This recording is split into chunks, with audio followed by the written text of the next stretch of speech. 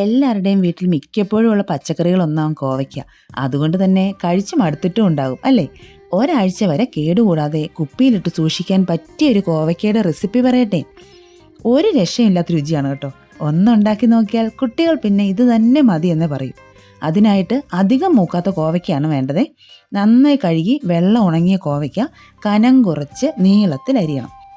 പഴുത്ത കോവയ്ക്ക എടുക്കരുത്, വറക്കാൻ പറ്റും, പക്ഷെ ഒരുപാട് സമയമെടുക്കും.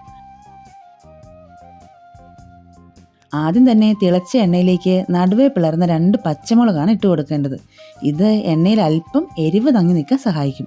അതിനുശേഷം നീളത്തിൽ കനം കുറച്ചരിഞ്ഞ തേങ്ങക്കൊത്ത് ചേർത്ത് കൊടുക്കാം.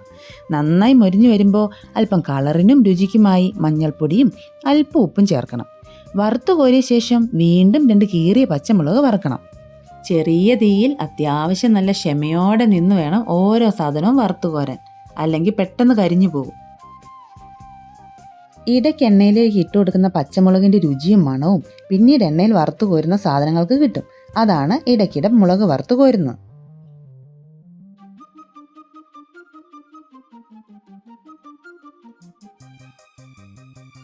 ഇവിടെ നമ്മുടെ തേങ്ങാക്കത്ത് നല്ല പോലെ മൊരിഞ്ഞ് നല്ല പാകമായിട്ട് വന്നിട്ടുണ്ട്. ഇനി ഇത് എണ്ണയിൽ നിന്ന് മാറ്റാം. ഇനി ആ എണ്ണയിലേക്ക് 2-3 സവോള കനം കുറച്ച് അരിഞ്ഞതിട്ട് നന്നായി വറുത്തു കോരണം. ഉപ്പ് സവോള മൂത്ത് വന്നതിന് ശേഷമേ ചേർക്കാവൂ. സവോള നന്നായി വറുത്തു കോരിയതിന് ശേഷം ആ എണ്ണയിലേക്ക് വെളുത്തുള്ളി ചതച്ചതും 2-3 പച്ചമുളകും വറുത്തു കോരണം. അതിൻ്റെ വീഡിയോ എടുക്കാൻ കഴിഞ്ഞില്ല. ആദ്യമേ തന്നെ സവോളയിലേക്ക് ഉപ്പിട്ട് കൊടുത്താൽ ഇതുപോലെ ക്രിസ്പി ആയിട്ട് നമുക്ക് കിട്ടില്ല. സവോള വറുത്തു കോരിയ എണ്ണയിലേക്ക് വീണ്ടും 2-3 പച്ചമുളക് വറുത്തു കോരണം.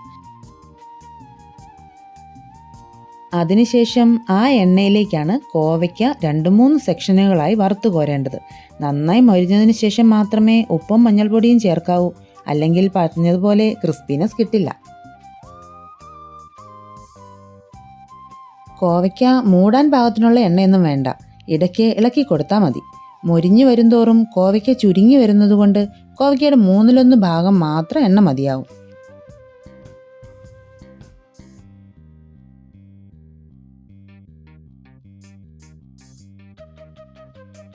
അല്പം കരിയാപ്പല കൂടി നമ്മൾ ഇട്ട് കൊടുത്തിട്ടുണ്ട്.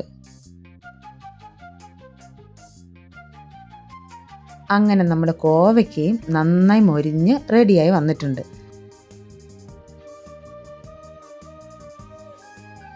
അവസാനം എല്ലാം കൂടി ഒരു പാത്രത്തിലിട്ട് നന്നായി മിക്സ് ചെയ്ത ശേഷം ചൂടോടെയും തണുത്തിട്ടും ഉപയോഗിക്കാം. ഒരിക്കൽ മാത്രം ഒന്ന് പരീക്ഷിച്ച് നോക്കിയിട്ട് റിസൾട്ട് പറയണേ. ഉറപ്പായും നിങ്ങൾക്ക് ഇഷ്ടപ്പെടും, കുട്ടികൾക്ക് അതിലേറെ.